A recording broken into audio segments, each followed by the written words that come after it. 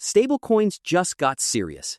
For years, they sounded like a strange corner of crypto: digital tokens, dollar pegs, reserve reports, and issuer disclosures, easy to ignore. Until you realize these tokens can touch real life: a freelance invoice, a grocery payment, a transfer to family overseas, or the cash-like part of a crypto portfolio. So here is the simple version. The Genius Act gives payment stablecoins their first major federal rulebook in the United States. If a company wants to issue a payment stablecoin, it cannot just say, "Trust us." It has to qualify as a permitted issuer. It has to hold real reserves. It has to disclose those reserves. And it has to operate under supervision. The whole story is a chain reaction. Congress creates the authority. The Genius Act creates the blueprint. One-to-one reserve backing creates the safety mechanism. And all of that is supposed to create the real outcome: stablecoin trust. Picture a rough old shipyard. A massive cargo ship is being built to carry valuable goods across the ocean. The cargo is your money moving through the digital economy. The sea is the financial system: fast, useful, but sometimes rough. Congress is the owner. It decides the shipyard needs rules because the ships are getting too big, too important, and too connected to everyday commerce to be built casually. The Genius Act is the blueprint pinned to the wall. It says who is allowed to build, what standards they must follow, and what inspections are required before the ship can keep sailing. One-to-one reserve backing is the ballast deep in the hull. Ballast is the heavy weight that keeps a ship steady. Without it, the ship may look impressive, but it can tip when the water gets rough. Stablecoin trust is the cargo arriving safely at port. If the cargo arrives exactly as promised, people use that shipyard again. If it is damaged, delayed, or missing, people walk away. That is the chain: owner, blueprint, ballast, and delivery. Or in financial terms: Congress, Genius Act, reserves, and trust. Start with Congress. Stablecoins grew quickly before the United States had one clear federal framework for them. That created confusion for issuers, banks, investors, regulators, and regular users. Some saw stablecoins as useful payment tools. Others worried that weak reserves or vague rules could create real harm if a major issuer failed. Congress stepped in because lawmakers often act when a financial product becomes large enough to matter beyond a small niche. The goal was not to regulate every cryptocurrency through this one law.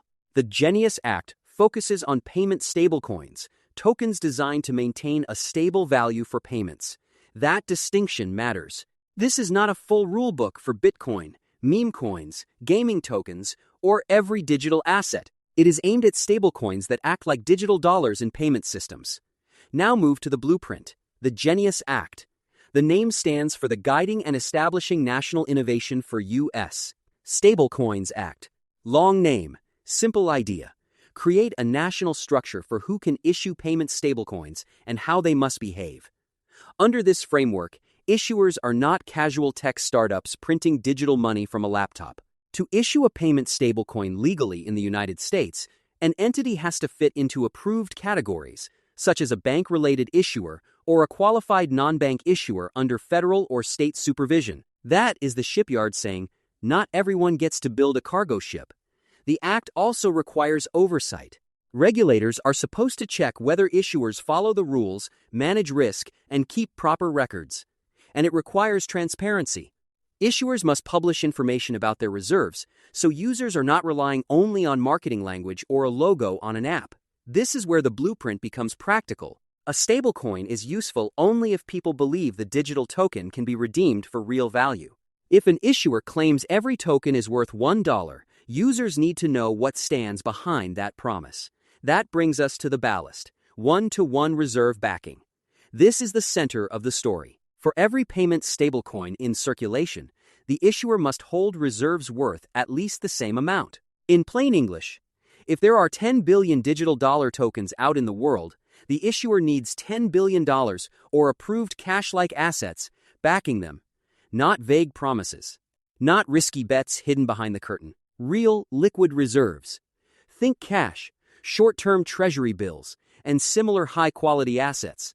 Regulators prefer these because they are easier to value and easier to turn into money when holders want to redeem. Back in the shipyard, this is the ballast loaded deep below deck. It does not look flashy. It does not make headlines like a new payment app or a giant crypto exchange, but without it, the vessel is unstable. A stablecoin without reliable backing is like a cargo ship with a beautiful paint job and no weight in the hull.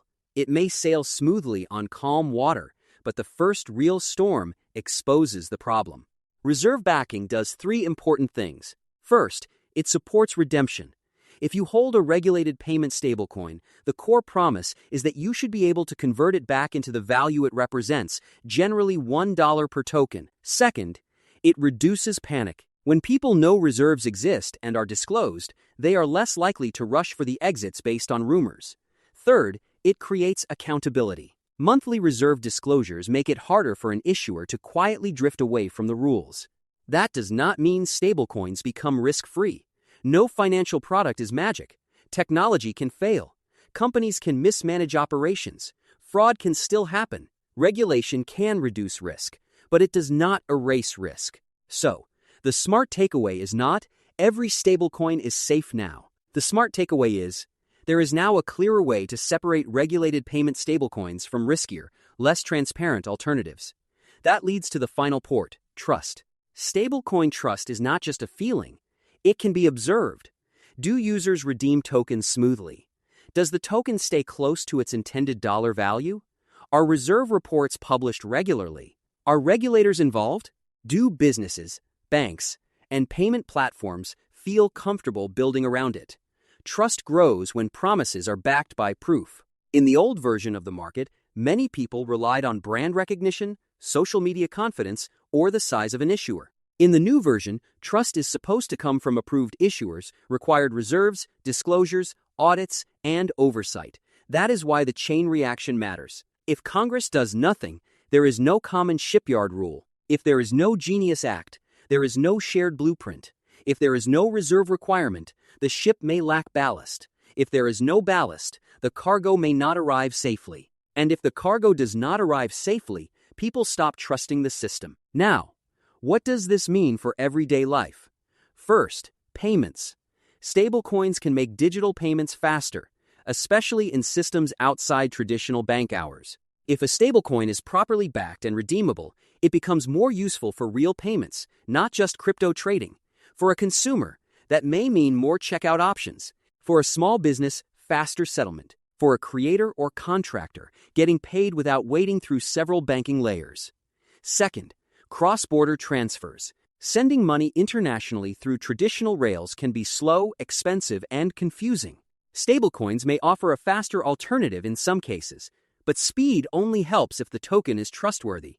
A quick transfer into a weak stablecoin is not a win. So before using a stablecoin for important transfers, check whether the issuer is regulated, whether it publishes reserve reports, and whether redemption terms are clear. Third, freelance work. Freelancers care about getting paid quickly, avoiding high fees, and knowing the money received will hold value. A regulated payment stablecoin could help, especially with international clients. But freelancers still need to ask, how do you convert it into local currency? What fees apply? What platform holds the funds? What happens if your wallet is compromised? Regulation helps with issuer trust. It does not replace basic security. Fourth, investment decisions. Many crypto investors use stablecoins as a parking spot between trades. They may think of them as cash, but stablecoins are not the same as money sitting in an insured bank account. The Genius Act creates stronger standards for payment stablecoins. But it does not mean every token labeled stable is equally safe. Investors should verify the issuer, reserve disclosures, and regulatory status before treating any stablecoin like a safe harbor. And this is not financial advice. It is a framework for asking better questions. Ask, who issued this token? Is it a permitted payment stablecoin issuer? What backs each token? Are reserves disclosed monthly? Can I redeem it clearly and quickly? Does this law even apply to the token I am holding? Those questions are the difference between guessing and understanding. The biggest mistake is thinking stablecoin regulation is only about crypto companies. It is really about trust infrastructure. A payment system works only when people believe the value sent will be the value received. That is true for cash, cards, bank transfers, and digital dollars.